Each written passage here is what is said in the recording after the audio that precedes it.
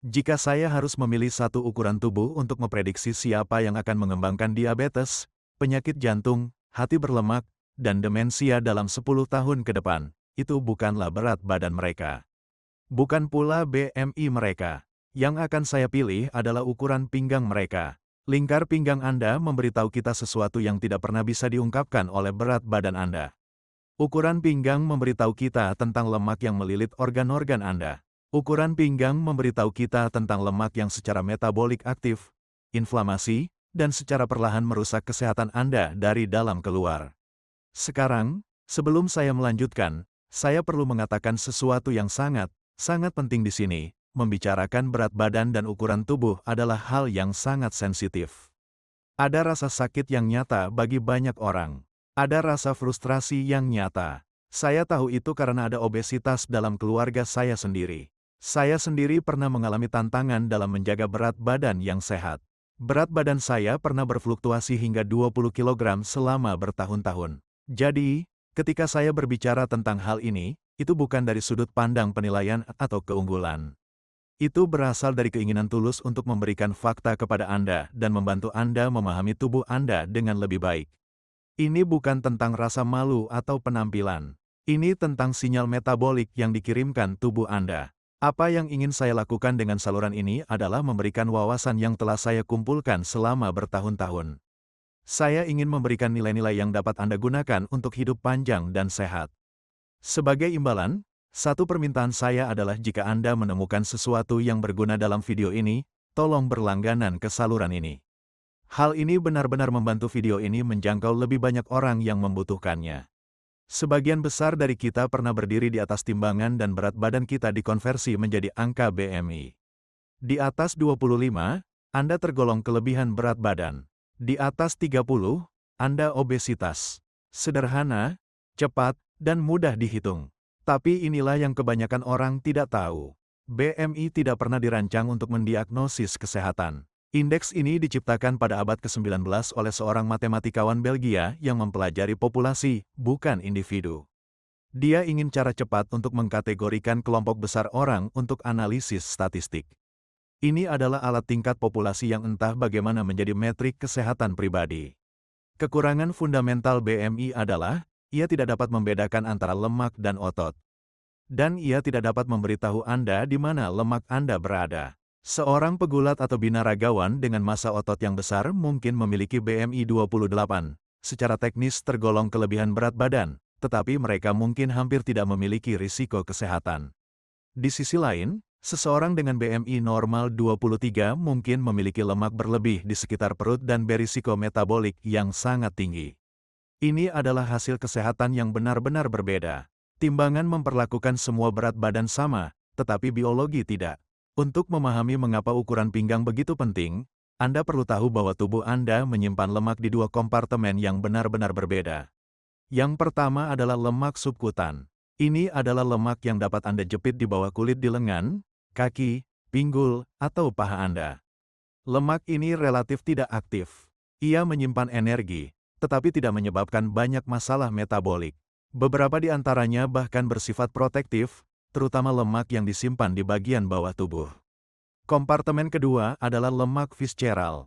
Ini adalah lemak yang melingkari organ-organ internal Anda, termasuk hati, pankreas, usus, bahkan jantung. Anda tidak dapat melihatnya dari luar, dan Anda tidak dapat mencubitnya, jelas. Tetapi lemak ini ada di sana. Lemak ini tersembunyi dalam perut Anda. Dan berbeda dengan lemak subkutan, lemak ini secara metabolik sangat aktif.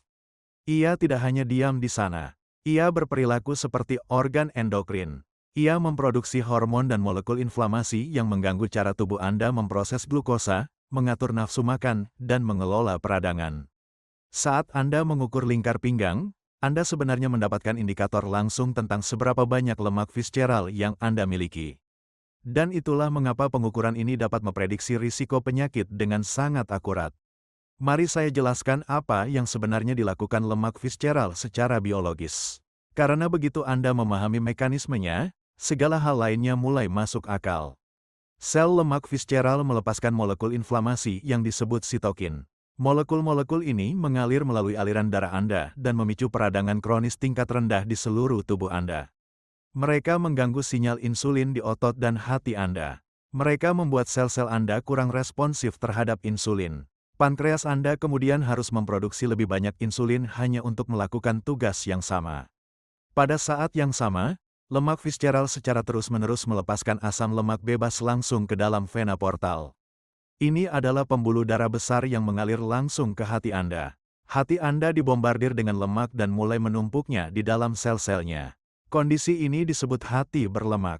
Sekarang, hati berlemak tidak hanya diam tanpa menimbulkan masalah. Ia menjadi resisten terhadap insulin. Artinya, ia berhenti merespons sinyal insulin untuk menghentikan produksi glukosa. Jadi, yang terjadi adalah hati terus memproduksi gula, bahkan ketika kadar gula darah Anda sudah tinggi. Ia juga meningkatkan produksi trigliserida, yang meningkatkan risiko kardiovaskular Anda. Dan inilah yang memperburuk situasi. Tingkat insulin yang tinggi memberi sinyal pada tubuh untuk menyimpan lebih banyak lemak. Dan ketika insulin secara kronis meningkat, tubuh Anda lebih memilih menyimpan lemak tersebut sebagai lemak visceral. Anda terjebak dalam siklus berbahaya yang sangat sulit untuk dipatahkan. Jika Anda tidak mengubah faktor penyebabnya, siklus berbahaya ini sangat sulit untuk dipatahkan. Gangguan metabolik berantai ini dimulai di perut Anda dan menyebar ke seluruh tubuh. Hal ini mempengaruhi hati, pembuluh darah, otak, dan pada akhirnya, usia harapan hidup Anda. Studi kohort besar yang melibatkan ratusan ribu orang secara konsisten menunjukkan bahwa lingkar pinggang memprediksi risiko diabetes tipe 2, penyakit kardiovaskular, dan kematian akibat semua penyebab. Ukuran pinggang jauh lebih baik daripada BMI dalam memprediksi penyakit-penyakit ini. Bahkan ketika Anda mengontrol BMI, artinya Anda membandingkan dua orang dengan berat dan tinggi yang sama. Orang dengan lingkar pinggang yang lebih besar memiliki hasil yang jauh lebih buruk. Sebuah studi yang diterbitkan oleh Mayo Clinic mengikuti lebih dari 650.000 orang dewasa dan menemukan bahwa orang dengan lingkar pinggang yang lebih besar memiliki risiko kematian yang tinggi di setiap kategori indeks massa tubuh, BMI, termasuk mereka yang memiliki berat badan normal. Dan alasannya sederhana, ukuran pinggang mencerminkan lemak visceral. Lemak visceral memicu sindrom metabolik. Anda bisa memiliki berat badan yang tinggi karena Anda berotot dan sehat secara metabolik. Anda bisa memiliki berat badan ringan karena memiliki massa otot rendah dan lemak visceral tinggi. Timbangan tidak dapat melihat perbedaannya, tetapi pengukur lingkar pinggang bisa. Inilah mengapa dokter semakin menjauhi penilaian berdasarkan berat badan dan fokus pada lingkar pinggang, rasio pinggang pinggul, dan komposisi tubuh.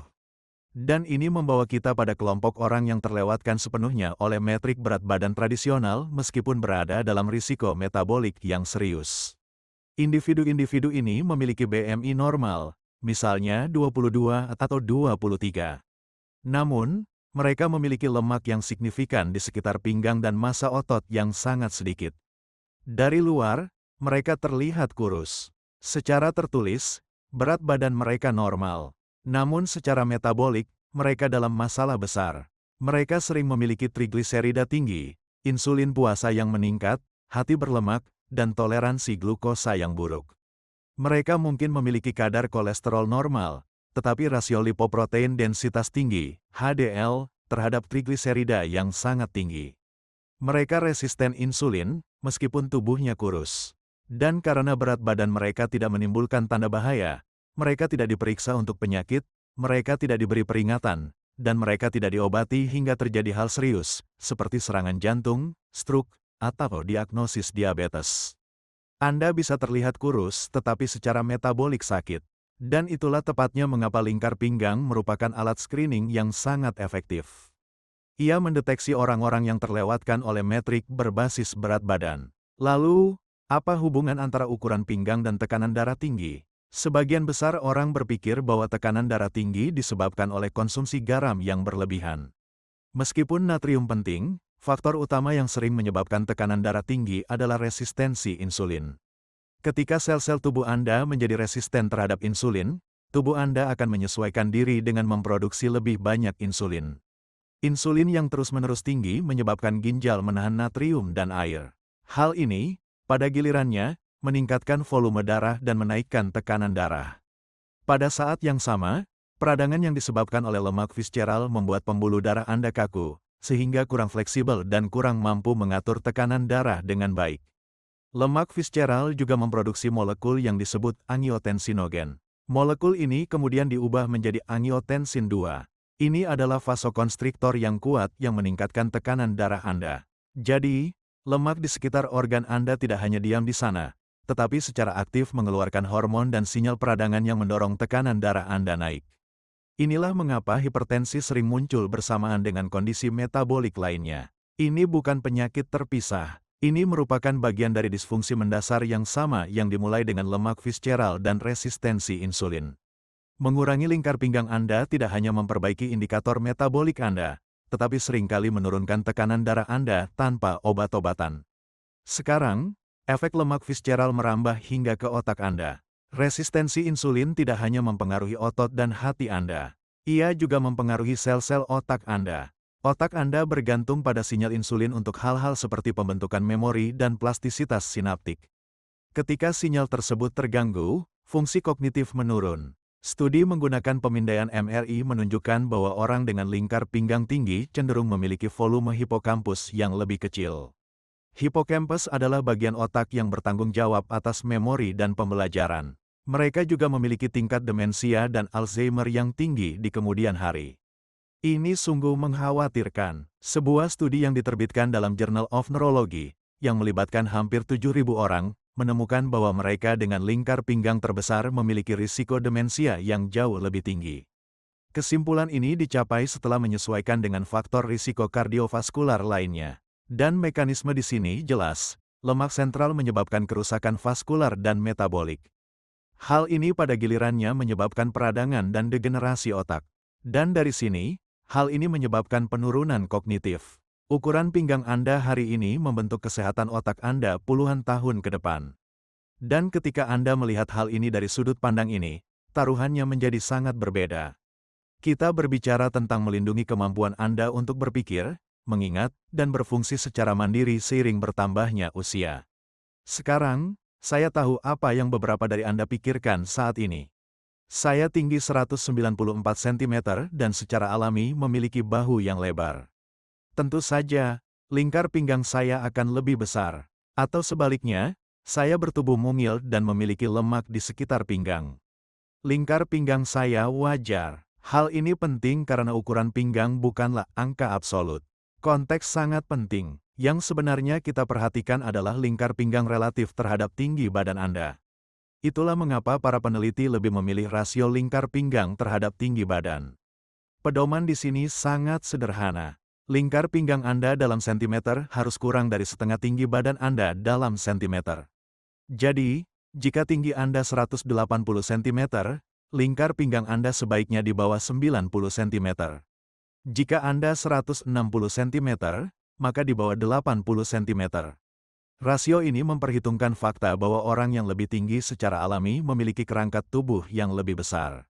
Lingkar pinggang 95 cm pada seseorang yang tinggi 196 cm secara metabolik sangat berbeda dengan lingkar pinggang 95 cm pada seseorang yang tinggi 168 cm.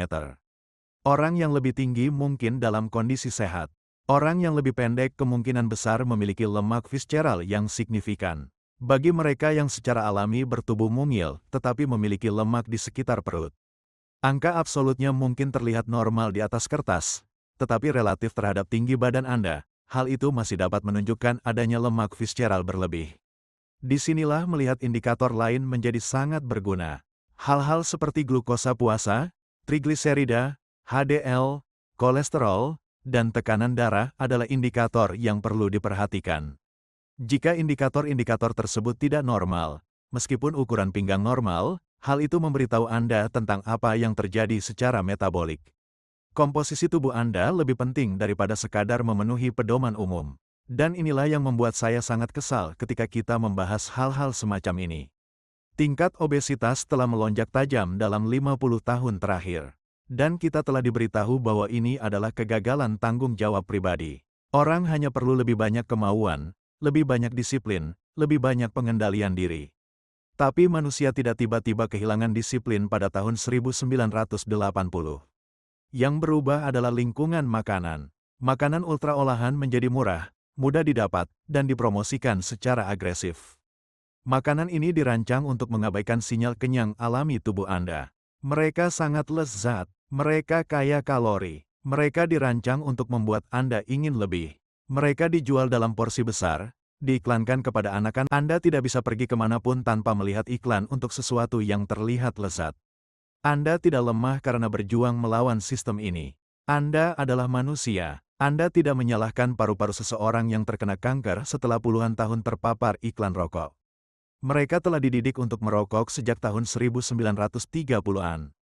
Anda menyadari bahwa lingkungan membentuk pandangan mereka tentang merokok dan kebiasaan merokok. Nah, hal yang sama berlaku di sini. Masukan adiktif menciptakan hasil yang dapat diprediksi. Dan sampai kita mengakui hal itu, kita akan terus menyalahkan individu atas kegagalan sistemik. Dan pemerintah dari segala warna bersalah atas hal ini. Dan ini membawa saya pada hal yang krusial, menghina orang gemuk tidak efektif. Rasa malu tidak memotivasi perubahan yang berkelanjutan. Rasa malu meningkatkan kortisol. Hal ini memperburuk stres. Hal ini memicu makan emosional. Dan hal ini mendorong orang menjauhi layanan kesehatan. Orang hidup dengan obesitas, orang hidup dengan tubuh yang lebih besar, dan setiap orang dari mereka berhak mendapatkan martabat. Mereka berhak mendapatkan perawatan kesehatan yang menghormati setiap ukuran tubuh. Namun, menganggap lemak visceral sebagai sesuatu yang tidak berbahaya secara biologis juga bukanlah tindakan yang penuh kasih sayang. Menahan informasi yang dapat membantu seseorang memahami tubuhnya dan membuat keputusan yang terinformasi bukanlah tindakan yang baik. Anda dapat menghormati orang dan mengakui biologi pada saat yang sama. Kedua hal ini tidak bertentangan. Apa yang saya tawarkan di sini bukanlah penilaian dalam bentuk apapun. Ini adalah fisiologi, dan fisiologi bersifat netral. Tubuh Anda tidak peduli dengan niat atau usaha Anda. Tubuh Anda merespons masukan, dan jika kita dapat memahami masukan tersebut, maka kita dapat mengubah hasilnya. Jadi mari kita kembalikan ini ke makanan ultra olahan. Apa yang mereka lakukan secara metabolik? Karena inilah yang menyebabkan penumpukan lemak visceral. Makanan ini umumnya rendah protein dan serat. Kedua nutrisi ini yang membuat Anda merasa kenyang. Mereka tinggi karbohidrat olahan dan minyak biji-bijian. Ini menyebabkan lonjakan gula darah yang cepat dan respons insulin yang besar. Dan seperti yang telah kita lihat, insulin yang tinggi secara kronis secara khusus mempromosikan penyimpanan lemak visceral. Makanan ultra olahan juga sering berbentuk cair, termasuk Coca-Cola, jus buah, smoothie, atau minuman energi. Kalori cair tidak memicu respons kenyang yang sama seperti makanan padat. Jadi Anda mengonsumsi jauh lebih banyak kalori tanpa merasa kenyang. Selain itu, makanan ini dirancang untuk memiliki apa yang disebut bliss point, kombinasi sempurna antara gula, garam, dan lemak yang memaksimalkan kenikmatan dan meminimalkan sinyal kenyang.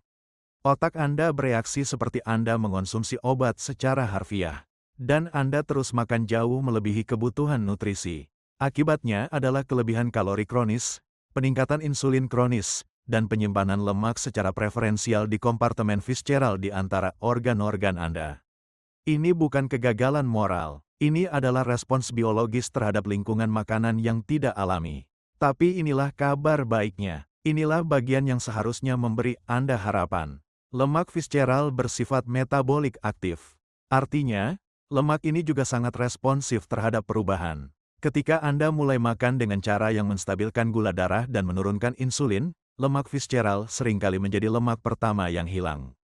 Ia menyusut lebih cepat daripada lemak subkutan. Bahkan perubahan gaya hidup yang moderat, seperti memperbaiki pola makan, meningkatkan asupan protein, menambahkan latihan resistensi, dan memperbaiki kualitas tidur, semua ini secara prioritas mengurangi lemak visceral sebelum Anda melihat perubahan di tempat lain. Inilah mengapa orang seringkali menyadari pinggang mereka mengecil sebelum timbangan menunjukkan perubahan yang signifikan.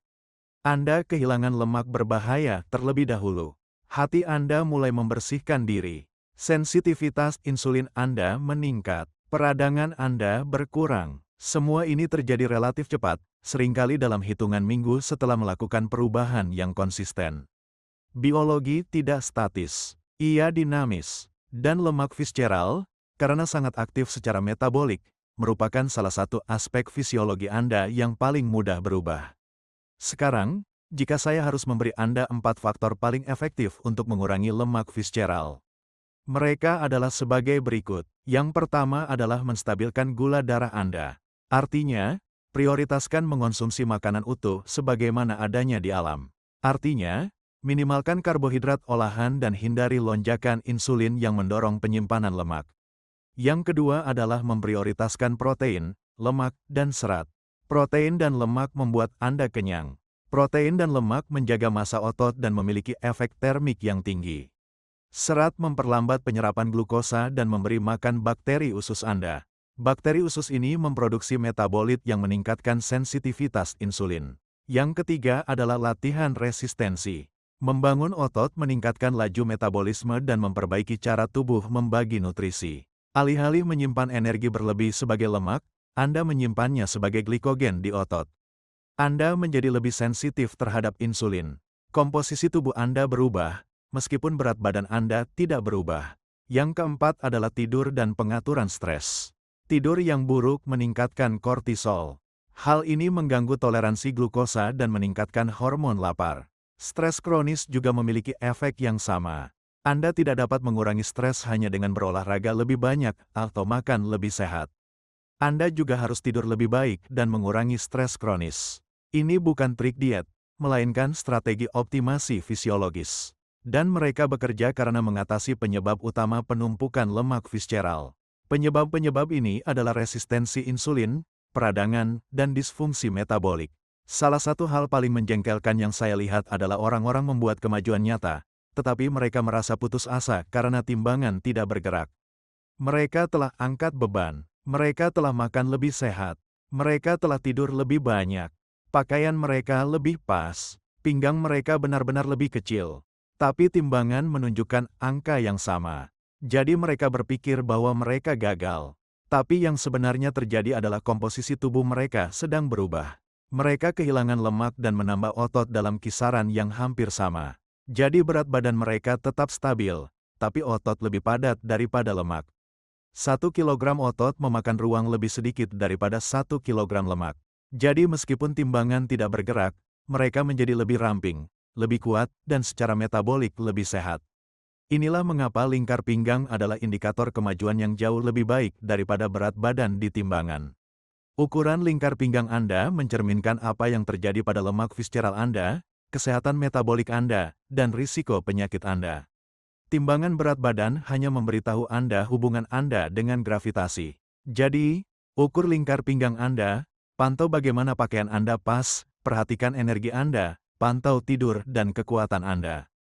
Itulah metrik yang penting. Ada argumen yang mengatakan bahwa kita seharusnya memperlakukan lingkar pinggang seperti kita memperlakukan tekanan darah atau hemoglobin terglikosilasi sebagai tanda vital. Itu dapat diukur, dapat diubah, dan bersifat prediktif. Risiko yang meningkat umumnya dimulai ketika lingkar pinggang melebihi sekitar 94 cm untuk pria dan 80 cm untuk wanita. Meskipun hal ini bervariasi tergantung pada etnis. Misalnya, populasi Asia Selatan memiliki risiko metabolik yang lebih tinggi pada ukuran lingkar pinggang yang lebih kecil. Dan seperti yang kita bahas sebelumnya, angka-angka ini perlu dipertimbangkan relatif terhadap tinggi badan dan bentuk tubuh Anda. Namun, inilah kuncinya, ini bukan tentang mencapai angka sembarangan untuk merasa layak. Ini tentang memiliki sinyal umpan balik. Sama seperti Anda tidak akan mengabaikan tekanan darah yang meningkat, Anda juga tidak boleh mengabaikan lingkar pinggang yang meningkat. Ini bukan hanya bagian normal dari penuaan. Ini adalah tubuh Anda memberitahu Anda sesuatu tentang apa yang terjadi di dalam tubuh Anda. Dan sinyal umpan balik ada agar Anda dapat merespons, menyesuaikan, dan memperbaiki. Tidak ada penilaian moral dalam pengukuran lingkar pinggang. Itu hanya data. Dan data, ketika Anda memahaminya, memberi Anda banyak kekuatan. Jadi, inilah pandangan akhir saya tentang hal ini. Semua lemak ini secara metabolik aktif, artinya juga sangat responsif terhadap perubahan. Anda tidak ditakdirkan untuk memiliki kesehatan metabolik yang buruk karena genetika atau masa lalu Anda. Anda dapat mengubah masukan. Anda dapat mengubah sistem. Anda dapat mengurangi lemak visceral. Anda dapat meningkatkan sensitivitas insulin. Anda dapat menurunkan peradangan dan secara drastis mengurangi risiko penyakit kronis. Jadi ukur lingkar pinggang Anda. Ambil penggaris dan pahami hasilnya. Dan kemudian lakukan sesuatu tentang hal itu. Bukan agar Anda terlihat tertentu, tetapi karena Anda pantas merasa baik. Anda pantas berpikir dengan jelas dan hidup sebisa mungkin lama dan sehat.